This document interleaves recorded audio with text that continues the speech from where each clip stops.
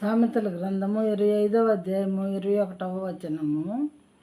If your enemy is hungry, give him bread to eat, and if he is thirsty, give him water to drink.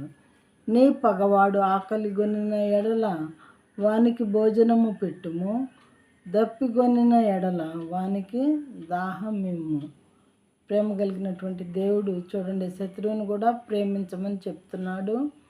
నీ పగవాడు ఆకలిగొన్న ఎడల వానికి భోజనం పెట్టుము, దప్పిగొనిన ఎడల వానికి దాహమిమ్ము.